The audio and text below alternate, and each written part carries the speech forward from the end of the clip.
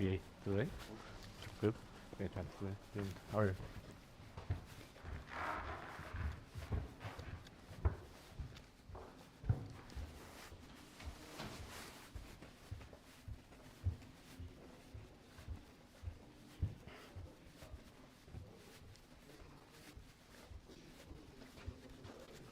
Yeah, mas we're going to start, just for letting you know.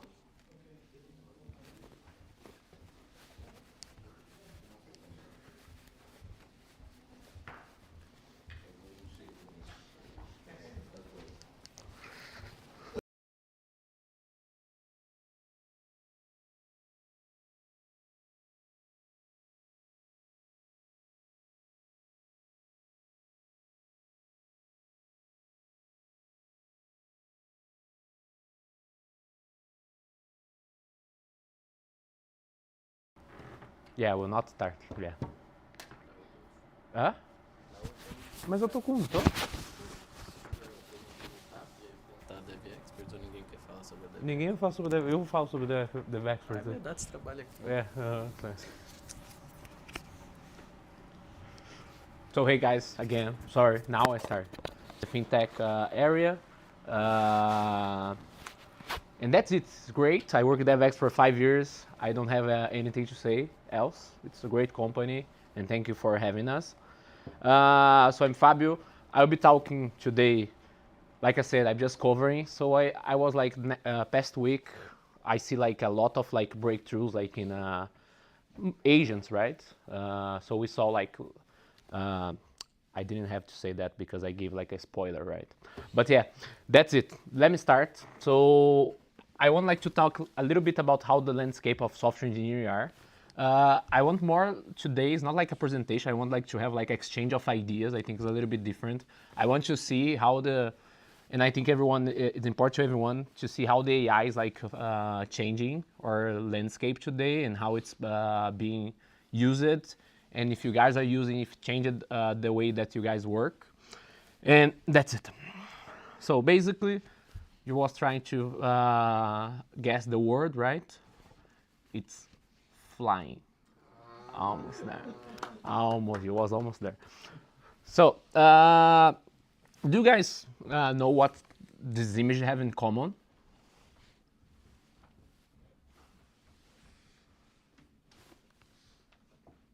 Yeah, I think you guys know. But basically, almost like these 3 models are launched like this month. 3 of them was last week, and 3 of them is like the most powerful that we have for now. That's the Cloud 4.5 Opus and the Gemini 3. But even the GPT-5, it's amazing. Do you guys already use it like for coding, like daily? Okay. Did you guys see the breakthrough? Like, how is the experience? Do you guys think that it's changed? Well, not much, I guess. But I've tried the new Google one. Okay. The IDA. It's really good. Cool. Anyone else? I didn't notice at all. Okay. So But you have noticed, right? yeah. Have you? I noticed that Gemini AI now is better than ChatGPT in some places. It's covering more topics than ChatGPT Yeah. 5. Yeah. I think for coding, Anthropic is like the goal. But the new one, the Opals, if we compare with the Sonnet, I'm not able to see any. I have like, of course, that I will talk a little bit more, but there's like different panoramas, right? When you do like in your daily basis and when you're vibe coding, right? So basically, do you guys know what's that? Anyone have a guess? No? Like, I should read it first. the checklist for flights? Yeah. Yeah. So what I think that's becoming right now, software engineering is like something like pilots, you know. So I always have like this thing on my mind. If you guys are like into airplanes, so the airplanes, they do almost everything, right? So basically what the pilots do, not basically, right? It's a lot of effort and a lot of things, but basically it's everything about checklists, monitoring, and understand what's happening, and when something goes off the track, they intervene, right? And I think like and like in 3 years, these things are like from the past, like 2022, when we have like the first experience with GPT, and for what we have like today, I think it's becoming clearly that. I don't know if I will not like say, I will leave for later. So I take it for a spin. So basically, my girlfriend, she say like she wake up in my apartment. She say like, oh, I don't have anything to wear. I don't know what to wear. And I say like, I got you. I will make like a digital wardrobe, and let me see. So I was vibe coding, guys, and I will say like, I'm really into like creating things. And I used to have like this experience when I had like 23 years old. That was like so hard, like to start a project, to do stuff. You need like to like in 1 week you do like 2 front-end pages and stuff. So basically, I will not like be talking about vibe coding stuff, but basically I want to show a little bit from the platform, like with single sign-on, all this kind of stuff together. So basically, you upload your image, you see like what's the cloth that you're going to wear. You can generate like a look based in like a date night or something, and you can like have a marketplace where you're going to sell. I'm not saying that because I want like to be amazed of what I built, etc. I think like what we can build right now as software engineers are like crazy. I know people will talk about like we're going to talk about codes, quality, about all this kind of stuff. But like I said, I think like as a pilot, it's our duty to take care of that. And that's it. It takes a little bit long because I'm using like a more like Gemini Pro, so it thinks like a lot. But yeah, so basically like for a date night, I have like marketplace with search. So basically, if you're here, I'm just saying because I want you guys to see like and to understand how many time it was like before and how many time it is today. How So long did it take to build this? I will show when you tell me. So basically, I have here, you can like, oh, I don't want this anymore. I will sell in the marketplace. So I can like offer here. I can describe how it is. So now live demo, it's not working, right? But it will. It will. I have faith. Or not? Yeah. Let me see the logs here. Well, it's good. You see, it went. It worked well. So basically, you can like have like collections. You can create your own collections. You can add more. You can add more clothes. You can create your own collection. You can come to marketplace. You can see what people are selling. You can use like this cloth to generate like a look. You can even like you can make an offer. There's all the offer structure here, notifications, and the profile with reviews integrated with Stripe. So you can see what you sold. You can manage your funds, all this kind of stuff. Yeah. So how long do you think that will take like back in a time? Well, it's a lot. Right? So 1 month project. How much? 1 month. Whoa. It's more. Yeah. Yeah.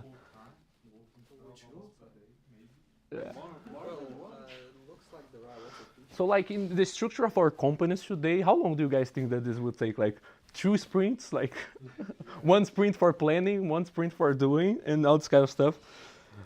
And I say like, what's crazy it is, I remember talking with Luis when you have like the first versions of GPT and you see like a lot of shitty code, and it is. But today I think like it's going to the next level. And let me continue here. So I take it for a spin, and I was like amazed. Other thing that I used that's amazing, I don't know if you guys have the experience. I was back in my work, I used the Cursor, and Cursor is paid, so I don't have in my daily basis. And they Google launched this anti-gravity. That's basically the windsurf, but now it was like a long history, but now it's anti-gravity and you can use, and it's really similar to Cursor, and it's a great experience. You guys should try it. Okay.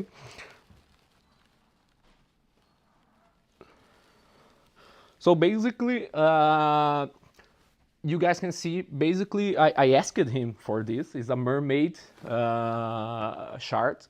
So you guys can see what's happening here. So I have payments with Stripe. I have Auth0. I don't like Supabase. I don't like this Firebase stuff. I'm old guy, old fashioned. I will like die with my authentication, but I have authentication provider. So I have my MongoDB. I have my image on S3. I have my vector search. That's great. I didn't show, but you can search in your natural language. I want like a jacket, leather jacket, something like that. And all this sorry, whoa. I'm just like improvising a little bit today, okay? So what is crazy here is that what happened here is decisions, right? So basically the decision is, it was like the vector search. It was something that I never had done in my life, and I have done for the first time. It was crazy how it helped me. The decisions that I had to take is like which vector database to use. He was trying to push me like to Postgre, and I said, what the fuck, bro, I have a MongoDB. And he's like, oh yeah, cool, now I see. Yeah, the S3, which S3 bucket. Oh, I just like duplicated here. And a lot of interactions with the UI. So you ask like, it was like 4 days ago that I started. So for me, it's like, I know we can say like a lot about security, a lot about code quality, but I think I could push more the code quality if I have like more limits. It's because I'm always like doing something like, oh, I don't want to hit my quota limit today. So yeah. So I saw this Twitter, this tweet, X, I don't know how is the name now, right? That's a guy that works in Cloud Code. And I think he said that software engineering is done. I don't think that's software engineering for now. I think it's like coding. I think like, of course, it will be important to know code. And I think it's important to know code. And how you guys know codes, learn code is coding, okay? But yes, this is the part that I want like to say, like, we're not going to check code because we don't check code of compiler output today, right? But I was like on Reddit, and I'm not a Reddit user like my friends, but I saw this one, and I think that's perfect. So you never saw this message, right? That compilers can make mistakes, but when you develop with AI, you always see this, right? So the first thing that when you open like an anti-gravity here, it's like, so let's open like a chat here. You're going to see like AI may make mistakes, right? So it's a little bit different. So I think like where we're going, it's how much we can create in small time frames and with quality, I believe, okay? So do I still check the output? Yes and no. What I was talking with you guys, it's basically there's two ways, right?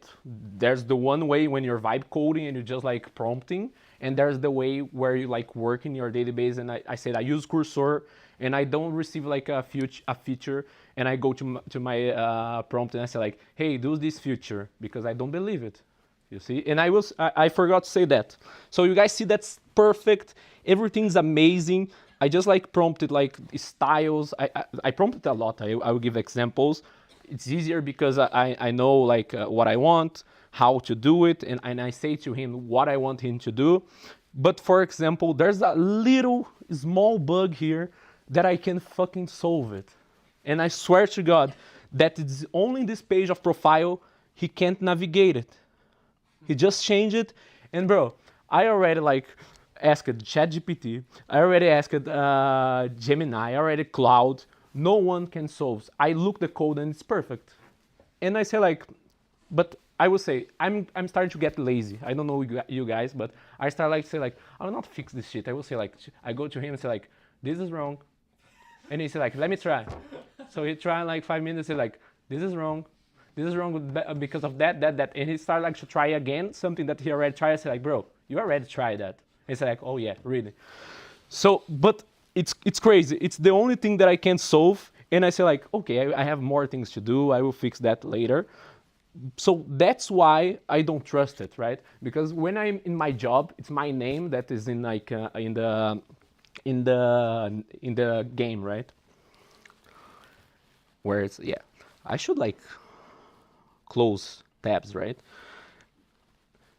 And not do that in the middle of the decision. So basically what I do is like I'm not like sorting lists anymore. I just like command K that you open like this prompt that's more fast, and I say like sort this list using reduce by this property and stuff, and I say like it's perfect. I don't know if you guys use like that, but I love. I do this about like I write and I say like refactor this function, use this and this, or like write this function to do this. I use it a lot for creating unit tests, and it's great. And that's the thing. I make all the decisions. I take him by the hand. I don't believe like in. I still don't believe right now in the agents in the daily, because I see, for example, we have like a custom implementation of unit tests in the project that I work, and he never gets right. But I ask him to write everything, and later I iterate together with him and say like this is wrong, this is wrong, this is wrong. So he's really bad when you have like old code, okay? When it's generating, it's great. Not really bad, but he's a little bit, he's getting better, but he's a little bit behind. So in my vibe coded projects is like that. It's not like that, of course, guys, just kidding. So basically, there's prompt strategies, right? I will not talk about prompt strategies here. My favorite one's like chain of thought, right? I start like a thought and I let him complement. But basically, I was like, in 4 days, I was like using basically this strategy. So I say to him like what I want, how I want, and I just review it. And it's been like amazing, okay? So the tips is like, you can use like agents to create your logic, and that's what I do. If you have quota, right? If you're rich, another thing that will happen is like rich people will like be more productive right now. This is crazy. I don't know if you guys are seeing that. But basically, you can use like one agent for creating your business, your UI. You can use other one to refactor your React code. You can use another one to refactor your Python code. You can use one just for reviewing your security. So this is how other thing that the anti-gravity can do. You can manage multiple agents, right? What I recommend is like one commit or pull request per feature, because okay, in the UI, in the IDE is amazing, but when you're like reviewing like in GitHub or like Graphite or something, you have more like idea, it's more calm, you can see each one. And there's other thing, they never remember about pagination. I don't know why, guys, this is crazy. It's something that no one tells. So when someone say like perfect in like in Google, like in Twitter or something, they say like, oh, Gemini just shot my project and stuff. I say, yeah, okay. You go and see like, oh, it's one page, and yes, you can do it, but you can do so much more. And my presentation here is like, I think it's time to take for a spin, and create things and understand, because I think like in 3 years, 6 years, we're still going to need like software engineers. I don't know if we're going to evolve to other thing, but at least in my point of view, I don't know the point of view of you guys, but it's changing a lot, right? And yeah, what else?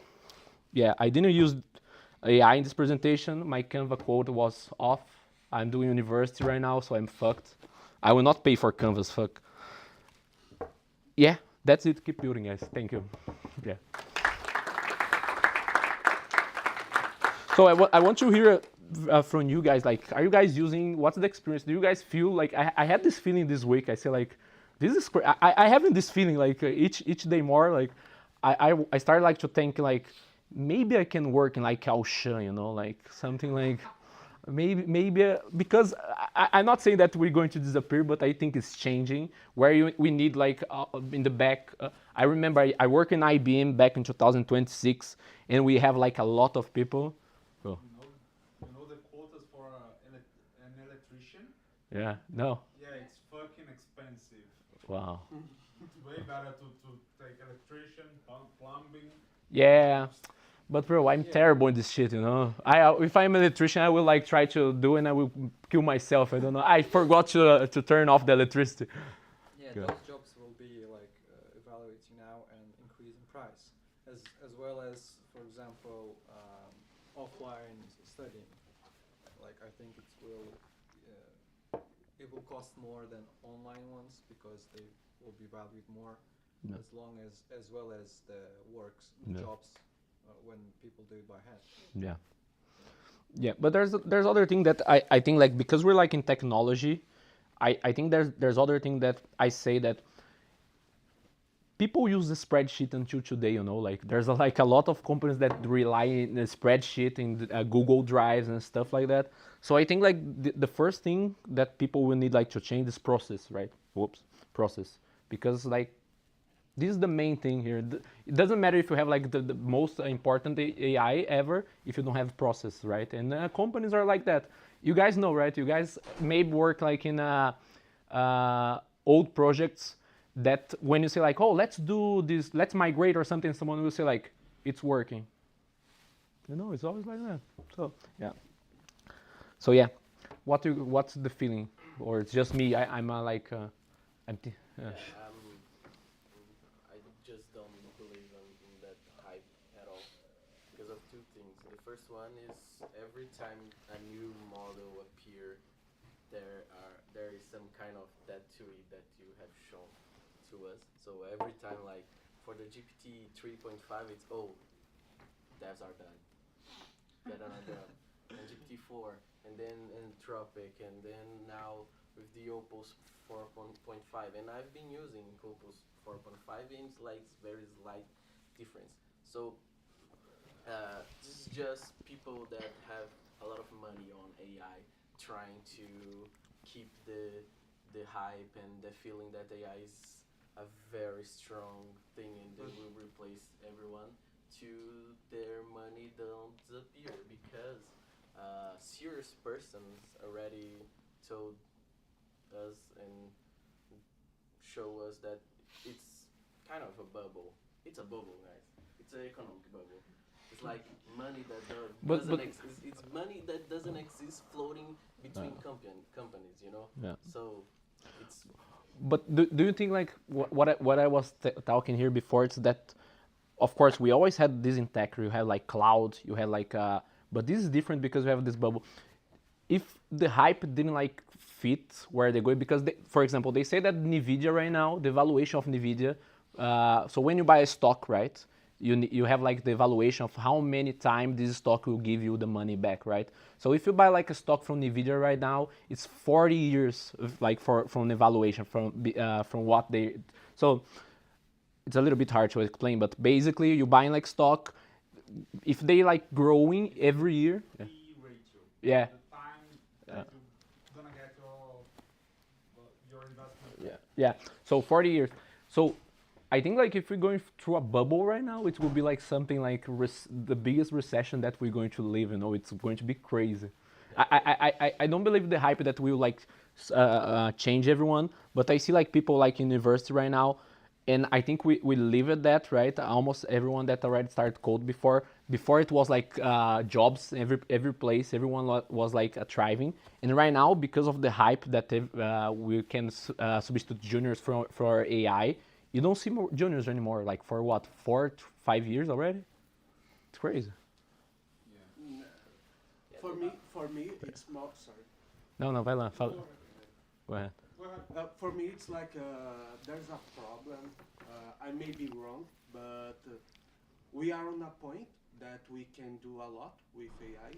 But it's like said, you do 3, 4, 5 prompts, and you have a bug, and he already starts to crash, and it doesn't know anymore what you're talking about.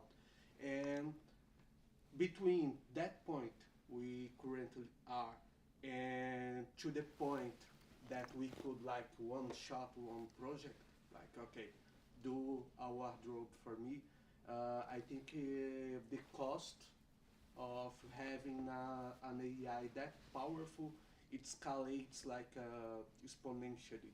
So yeah, it may be possible. They may like invent some new algorithm in the future, but currently I don't really think that the AI is going to evolve or keep evolving that fast. Like between the start of the AI it's all awesome and it's evolving a lot, but it's like Luis said, like, okay, you don't really see too much of too much of you know, of what they really can do. Like, yeah, it's better, but it's not like that better. You know, I think the cost is escalating too much. I don't think, like, you know, someday the money will you know be casted there over, right? Yeah, well, just sharing. The way I see it is like I'm an old guy.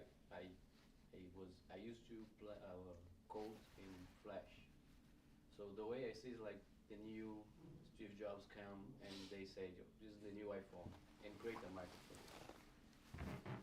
It's kind of the same scenario right now. They create a new tool and creating. They are trying to create a market, like we said. And I work in a company nowadays that basically we maintain projects. We don't create new projects every day. So for this kind of stuff, I guess we are flying Yeah. because keeping it the way I see is getting better. Yeah. And besides of a lot of variables like energy, water, they are But launching warehousing spaces right now, right? yeah.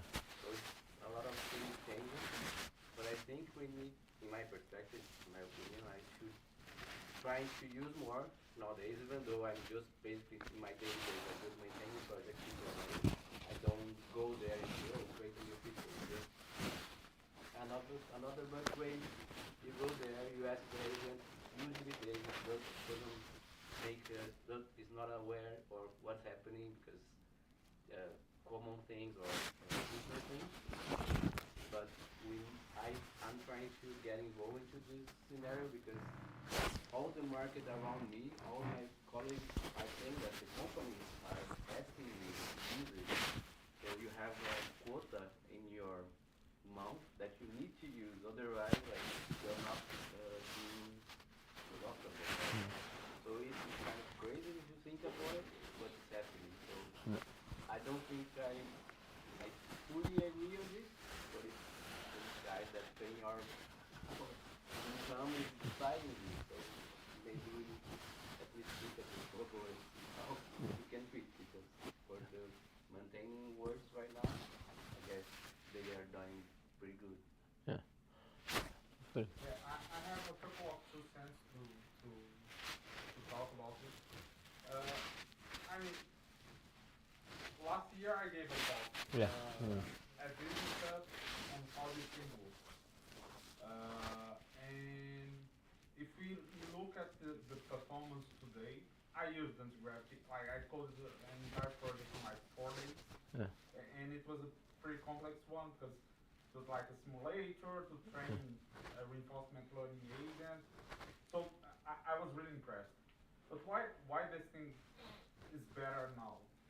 It's not because there's a fundamental change on the architecture. There's not a new technology. It was just training better data for more time and probably with a little more human alignment or stuff like that.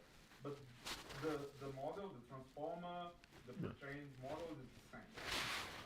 So probably at some point we'll hit a plateau. I think we are not very far from that. And because this thing doesn't think. Like Yeah. it just accumulates a lot of information and has a pretty good predictive model. Yeah. And you said that you don't ask compilers. Compilers may fail. Of course, compilers may fail. But there's a fundamental difference between compilers and modern. Compiler changes the code from a formal language to another formal language. This thing is transforming natural language into formal language. And there's a like huge gap between those two rules. And there's talk between like these two rules. Like, there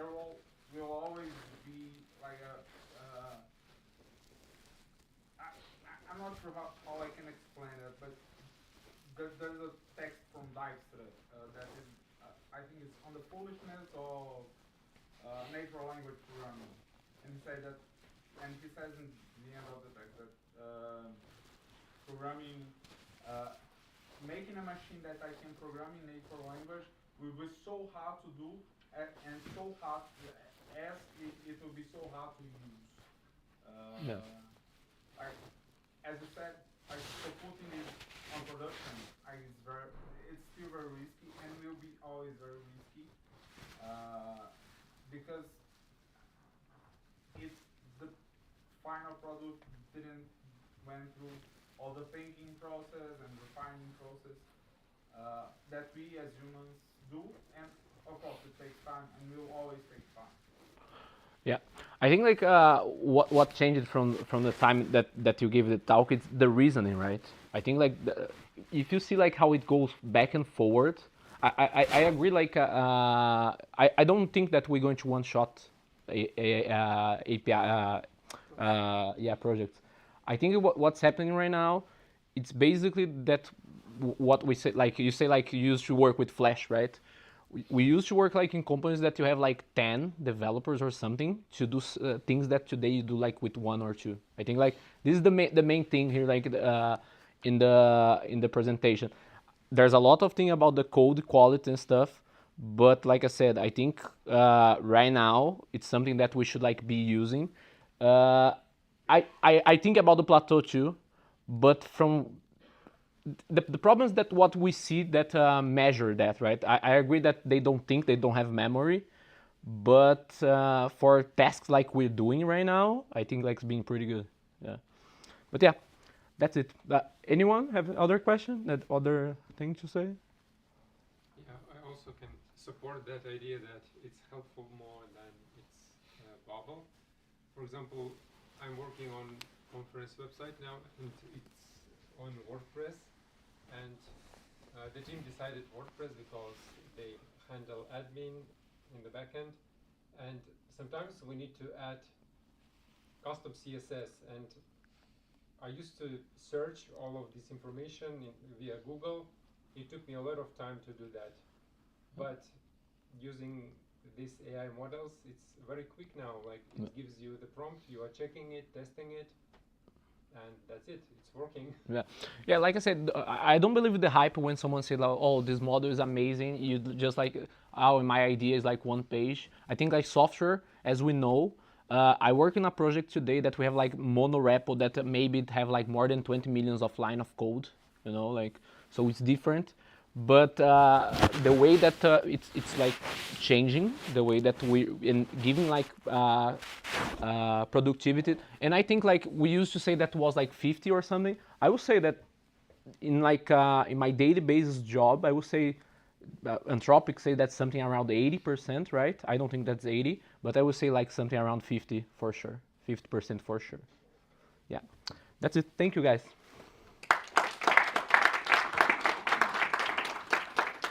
Do you want my Let's have like a 5-minute break to Yeah. set up your screen and the microphone. I don't think we need the microphone. Oh, he's saying the one.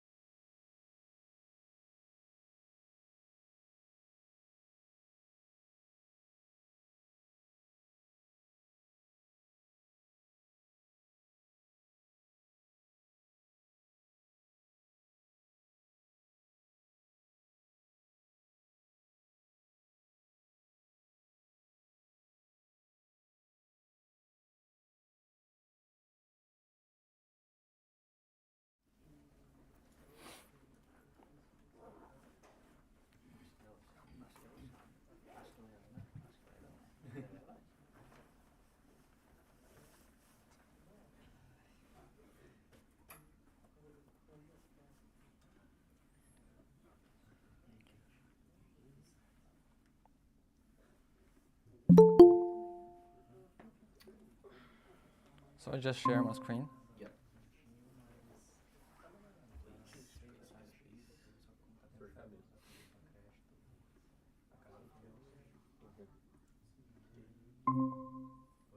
Tá bom. Perfect. Yeah, you can see it.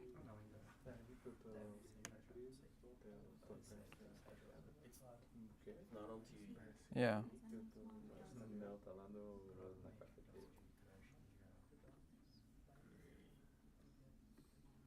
You can say just like you can back. Yeah, wait. Okay. Okay, I think I can start. Hi everyone. I won't be talking about AI today. A bit more basic stuff. No vibe coding, yeah. So I'll be talking about the security of the web, how authorization and authentication work, and what is done like under the hood on the server side and on the client. My name is Ramazan. I'm a front-end developer here at Devexperts. Just a bit about myself. I'll have to go to code and I'll have to surf. Yeah, this happens, so be careful in the big waves. Today, you'll know about how authentication and authorization works, and some best practices and some mistakes people might make. So for the stack, I've used Solid and Nest, but it doesn't matter because you just have to understand the principles and you can implement it on different stacks. So the big picture is user just enters the credentials, presses the login button, and everything is done. User has entered. Well, there are different ways to enter. There are like some two-factor authentication, but I'll just cover the basics.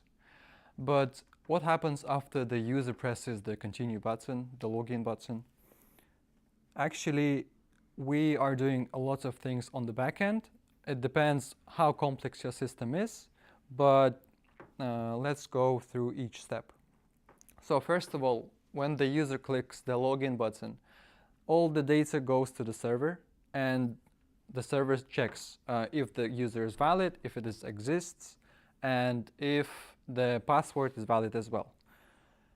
So first of all, we check for the user. If it exists in the database, we pass the check through and we validate the password. One thing to say here is the password always have to be hashed when you create the user, so we have to compare it this way as well. If everything is correct, we approve the validation and we proceed to the next step. This is the important part. After everything is done, 2 tokens are generated. This is actually one of the implementation, but I will cover this, basically the classic one of JWT tokens. I will explain what are they in a minute, closer to the end. But there are several key parts of how and why the tokens are generated. For the first one, access token is generated based on 3 main things. The user data, it has to be not the sensitive data, but some ID so we can identify the user.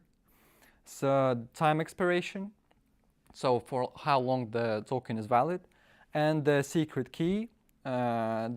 This is the key that is kept on the backend side. It's never exposed, so we are generating the access token based on that. And the refresh token is generated a bit differently. I will explain how in a minute.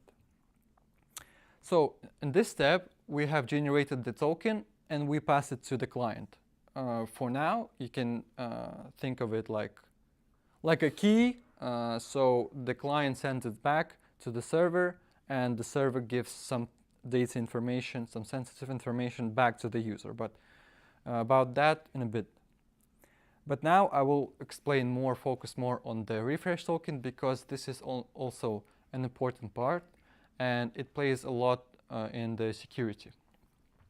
So how refresh token is generated?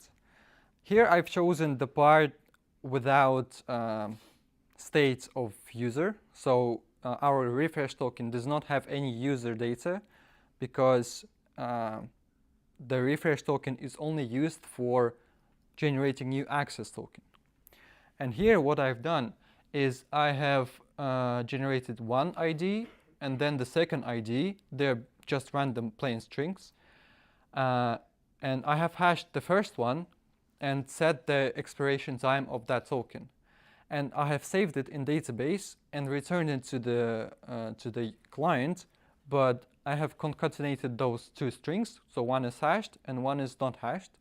This is done for the reason that I can, when I'm validating the token, I can look up in the database based on the non-hashed part of the token. So after I've done that, I am setting the token to the cookie. It is really important to set the proper cookie options in this stage, and the most important thing is to set the HTTP only cookie, because HTTP only cookie cannot be read by JavaScript. And talking about other options, for example, path, I'm setting here to the base route path, because you can access the token everywhere on every URL. And the same site has different options: lax, strict, and none. I've used lax because better to use strict, obviously, but if you're using strict, you can have only the domain on the front end and on the back end the same domain. So secure always true, but for developing reasons you can put it for false. And the backstage is the time for how long the token stays inside the cookie. And after you've configured all that options, you are setting the token to HTTP only cookie and sending it to the browser as well. So about refresh token and why do we need to store it in the database? So first of all is token revocation. I'll try to bring up examples. For example, you might have seen the email from Google or any other services that says you have been logged in that area in that time. And if it wasn't you, if someone accessed your data, you can go to settings of your Google account and manually log out. This is done by the token revocation. So we just delete the token from the database and it is invalid. Another thing is custom logic expression. One interesting thing, for example, if someone uses Telegram, Telegram has settings that it can log you out if you are inactive for some time. And this is done based on the same principles as well. So token rotation is more secure way to implement authorization logic, because if you rotate every time the token, it's less likely to be leaked. So if the old token is leaked, the new one gets generated once again. So it refreshes all the time. So it's good. So let's recap what we've done for now. We have validated the user, its credentials. We have generated 2 tokens. Important part that we have hashed part of the token, of the refresh token. We saved it to the database and we put it to HTTP only cookie. And the access token is some key that has some user's information, and we've sent it to the client. Let's go to the browser and see what is going on the browser side. So after we've done that complex work on the backend, client just says, okay, I've got the token, let's enter the system. And we have some redirect logic on the client. But it gets a bit trickier when we want to access some private data like the user's profile and to retrieve some sensitive data the user has. So here interceptors logic comes into play, and this is done for the reason because if the user wants to access its profile, it has to somehow validate itself. So basically it has to tell the client that I am the valid user, give me my information. Sorry, not the client, the backend. And the backend has to trust it based on the token he provides, the client. So every time we are sending the request to the server with the request to get the information, we are sending the access token. And this is done on the function of interceptors.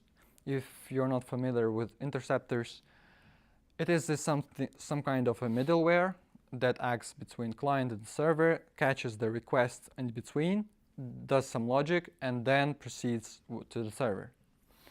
And the second use of the interceptors is more like a major one, is to handle the expired tokens. For example, access tokens, they are short-lived. So if it is expired, we have to log the user out. But we cannot log out the user every 15 minutes. So it will be really bad user experience. So we have to catch the response that comes from the from the backend, and we have to do some logic, and we have to get the new access token. And this is called the token rotation, and this is good for user experience practice. So a bit more of code. So the first part is pretty simple. We just get the token whenever we store it, and attach it to authorization header. So we send it every time to the backend on each request to protected routes.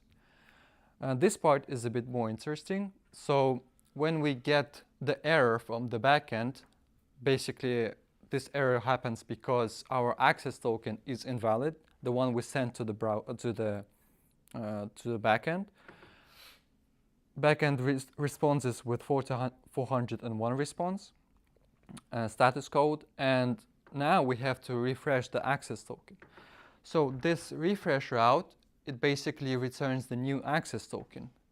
It handles the same logic as I showed in the beginning. It returns the new access token, and if the token is valid, we just do the same logic we've done there, and we attach it to the headers, and we retry the failed request. So what happens is we get the failed request, then we get the refresh request, and then we get the valid request, because now our new token is valid.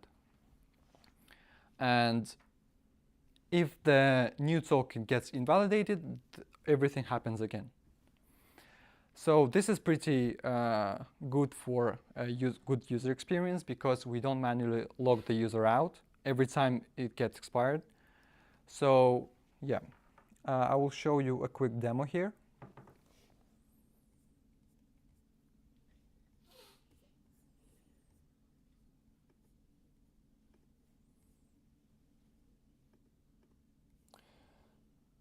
Okay, so this is our public page, and anyone on the internet can access it. But let's imagine that we are a user that wants to log in. So we enter the email and the password. Let me show you the network tab. So we have an empty network tab, and we log in. And as you can see, we have a login route at post request, and now we have entered the user space. It's still public, but if I go to login, and you can see that it returned the token. This is the access token I was talking about, and this is encoded version of the user ID and some other information I will talk about later. And what will happen if I go to profile? As you can see, we have the post request that returns as some sensitive data of the user. And this is done because we have attached the access token to our request, and the backend returned the valid user. So, but let's imagine, and first of all, I will tell you, application, and as you can see, the cookie, and we have the refresh token that I was talking about in the HTTP only cookie. And also, I will show you my database, and as you can see, I have saved the new refresh token in the database. So this part, one part is hashed and one part is plain string. And as you can see, I have the field revoked, and is false because it is not revoked, and so it is considered as a valid token. And if I log out, you see the token has disappeared. I have cleared the HTTP-only cookies. And if I refresh the database, I have revoked token, so it is not valid anymore. Even if your database gets leaked, the token is invalid, so nothing can do with this. But a more interesting thing is, for example, let's see what will happen. I will just put the access token expiration date for 5 seconds.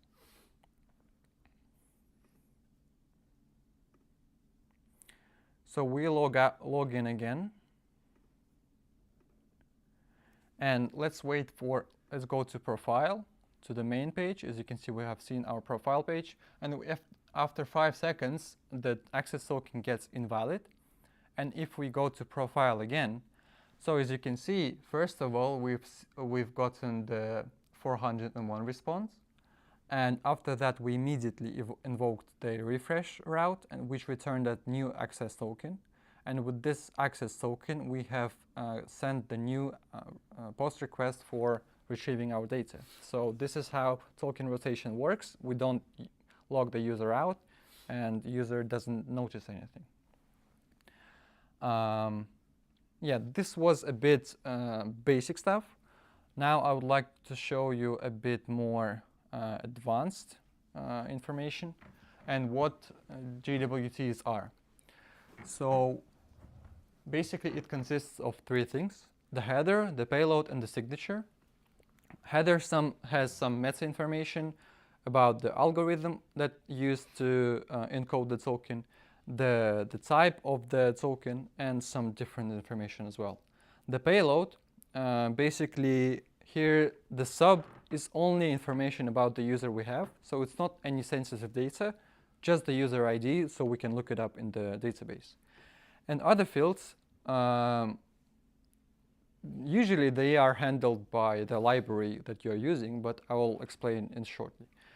Issued at, issuer, who issues the token, the audience, who is this token for, not before, so this is the time to check if the token is valid on the current time and it's not in the future. Actually, I don't know the cases of this, but still, it's used. Issued at, when the token was issued, and expiration time. And this part is generated on when you encode the header and the payload, and you combine those together, and you apply the secret key that is stored on your backend side, and this part is generated. So the token looks like this. There are different ways to handle the authentication overall, and there are symmetric algorithms and asymmetric. Well, there is none, but you shouldn't use it because you always have to encrypt your data.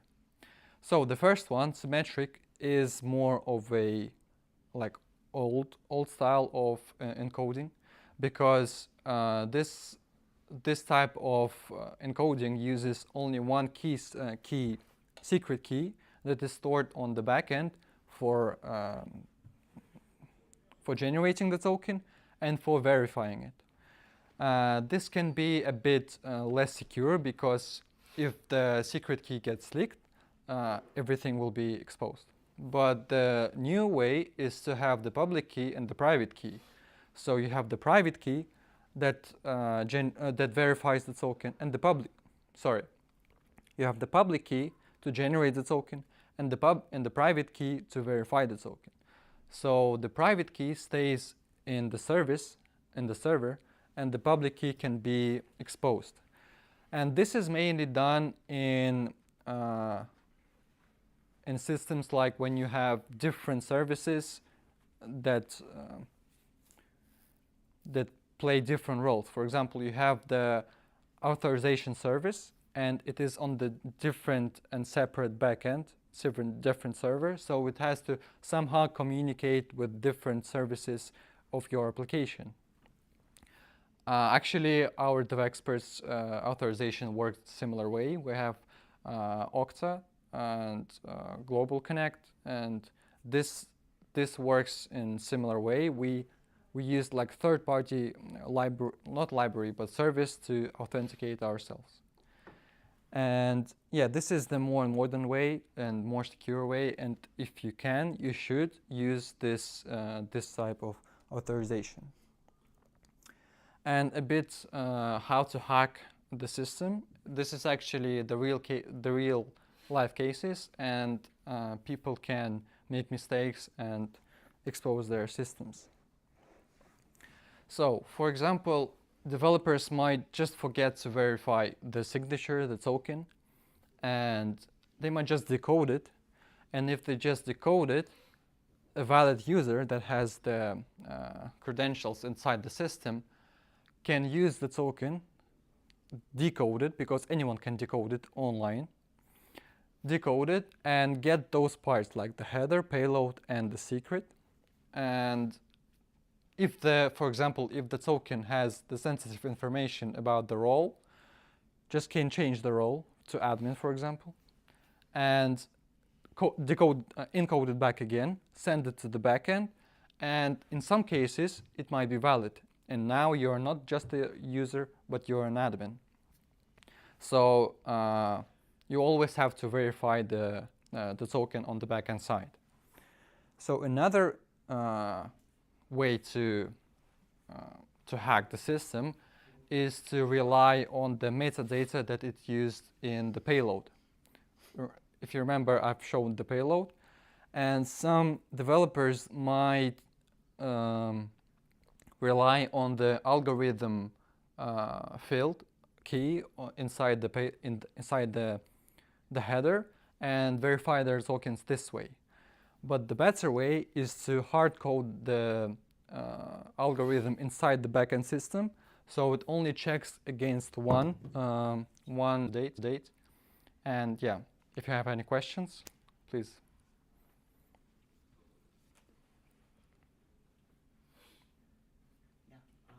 First of all, thank you for the talk. It was really interesting. I just got confused when you said, so we should set the token via cookie, right? Yep. So the JavaScript with cookie only a true, so Mhm. JavaScript cannot read it. Yep. But then when you were showing the interceptors, Mm-hmm. there was some JavaScript reading the token, right? This part. Yeah, Yeah, you mean that one? exactly. So it needs to read from somewhere, right? Yeah, this part we are reading the access token, and so the access token it is used to verify the user, but the refresh token is just only for purposes to generate new access token. Okay. So this token is not exposed to the user and to JavaScript code, and it stays only in HTTP only cookie. But the access token, yes. I forgot to mention. Yeah, you're right. We are storing the token somewhere, and there are different ways to store tokens. For example, you can store it in local storage, but it's not the best way to do it because local storage is a very insecure way. And I have stored it in memory, so when you refresh the page, it disappears, and you have to trigger the refresh, so it generates every time the new token. So yeah, thanks for the clarification. Yeah. Yeah. I have one. Why do you think so many new applications today are preferring relying in a third-party service for authentication like Auth0 or BetterAuth than developing their own solution for authentication, just like you have presented? That seems not too complex, and rely on third party, it's dangerous. You are adding like a dependency in your project, your system, your app. So what do you think is happening right now? Yeah, first of all, the things that I've shown is really basic, and to implement really secure way to protect your service, your application, is really hard, and it takes a lot of time.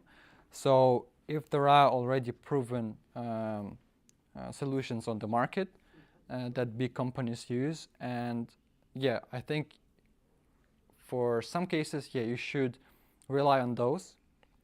because they are focusing just on the authentication and authorization purposes.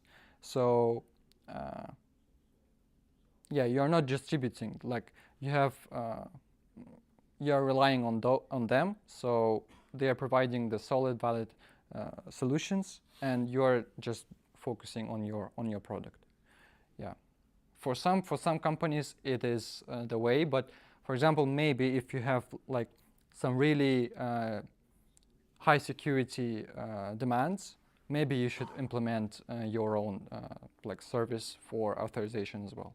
Yeah, It depends on the product, I yeah, guess. I agree, but my main concern regards to like the not the performance, but the services they stop working. You know, I Mm. have been working on a project like for a year and something, and for the past 6 months we have been using Auth0 for authentication, Mm-hmm. and we already passed for 2 outages. Mm. So no, and if your authentication your app stop working, your entire app stops. Well, yeah. So Yeah, I that's. think it's a dilemma, you know. It's pretty hard. For example, if you are a startup and a startup needs some authorization, you might rely on some third-party library service. But if you're a big company, yeah, you might have engineers and ability to develop your own. So, yeah, again, it depends on your context and on your situation. But for example, there might be cases when current company is not able to produce such a high level quality of the service that can handle authorization. So it's better to rely on someone else. It depends again. Yeah. Thank you. Yep. Would it be enough to implement such authentication systems for MVP projects? For example, if you would like to, if you have some 100 customers, let's say, Mhm. and you would like to present them like, yeah, you can use my. What chances that it will be hacked by someone? Well, if you tweak a bit this project, I think it will be pretty valuable for a small project that you can present to someone, and it will be pretty secure because it uses libraries that big companies do, and I have used like modern libraries that basically the main player on the market. And if you're using up-to-date libraries that have proven themselves in production code, then yes, it can be used in some small libraries. And as your project grows, of course, you have to add some more layers on it, add some different ways to secure the app, and add some different ways to authenticate yourself. So, for example, some passkeys, some different services authentication like Google, Telegram, and etc. So yes, it can be used. Perfect. Thank you. Can you jump to the JWT slides Which one? algorithm? This one? Yes. Okay. So how do we know which one to choose to implement in our application? Which algorithm? Well, it depends on your security needs. For example, if you're just using, if you're implementing something quick and for the start, it can be used for symmetric algorithms. They are less secure, but they're still secure, and they can be used in production, of course. Just have to be used carefully and not exposing the secret keys. The algorithms are a bit more secure, as I said, and as your project develops, as it grows, I might consider thinking of refactoring your code and moving to asymmetric algorithms. Yep. So I guess that's it. Thank you for listening. Thank you, Hamza. Guys, Whoa.